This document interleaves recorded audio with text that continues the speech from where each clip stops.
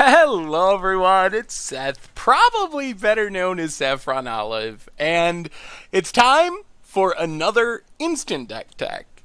So if you follow the Against the Odds series, you know a couple weeks ago, we ran into a deck that I called Blackburn because that's essentially what it was. It looked like a mostly black deck that was throwing really janky black burn spells at our face. Well, we found the deck, Epic Warfare on MTGO, who I believe created the deck, also took it to a 5-0 finish in a competitive league. So congrats to Epic Warfare on a super spicy deck. And that means today we get to break down the beauty that is Blackburn for Modern. So a quick reminder before we break down Blackburn, if you enjoy this deck and you want to see it made into videos, take a minute, click the like button, the subscribe button, leave a comment, anything you can do to support your deck, because whichever deck is most popular gets a shot at being made into videos next week. So for me, the card that is synonymous with Blackburn is Vampire Cutthroat, a 1-mana 1/1 with Skulk and Lifelink, and if you saw the Against the Odds match,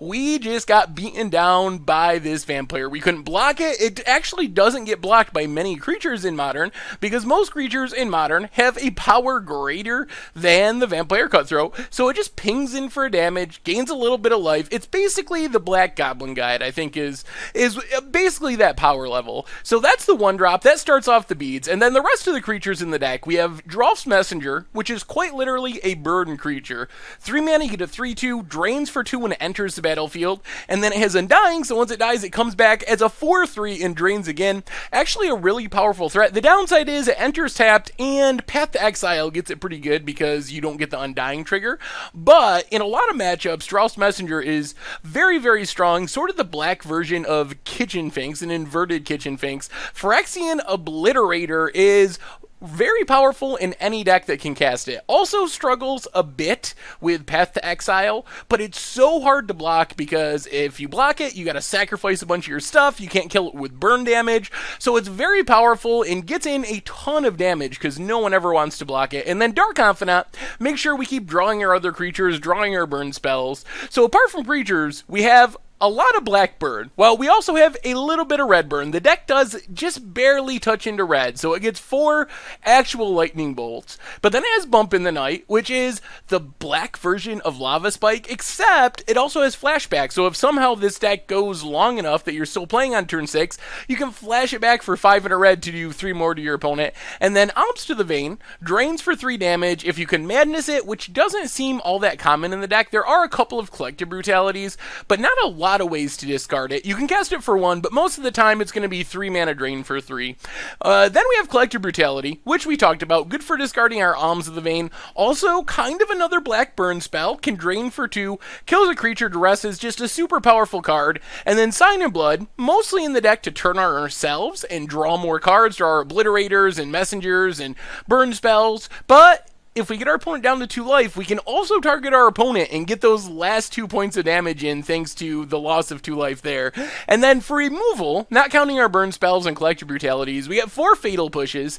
In the mana base, we have Bloodstained Mires and Marsh Flats to search up Swamp, and of course, Leech-Ridden Swamp, which is a swamp that also can deal 1 damage, or actually make an opponent lose 1 life. Can only do it if you have 2 or more black permanents, but we should always have a couple of Vampire Cutthroats sitting around to activate it. So another way to get in that last point or 2 of black burn damage. And then a couple of dual lands that we can fetch up as well. The red mana is primarily for Blood Moon out of the sideboard, so just a free win card. We bring it in, opponents probably won't be expecting it, and just make it so they really can't cast their spells, which gives us a ton of time to be able to burn them out with all of our Alms of the Vein and stuff. We also get Inquisition to disrupt our opponent's hand, good in combo matchups, Relic of Progenitus for Dredge and other graveyard decks, and then a bit of removal and Disfigure and Hero's Downfall, and that is Blackburn for Modern. And that's been our Instant Deck Tech for today, so thank you very much for watching. I hope you enjoyed the video, and I will talk to you soon. Thanks for watching the video. If you enjoyed it, help us out by clicking that like button down below.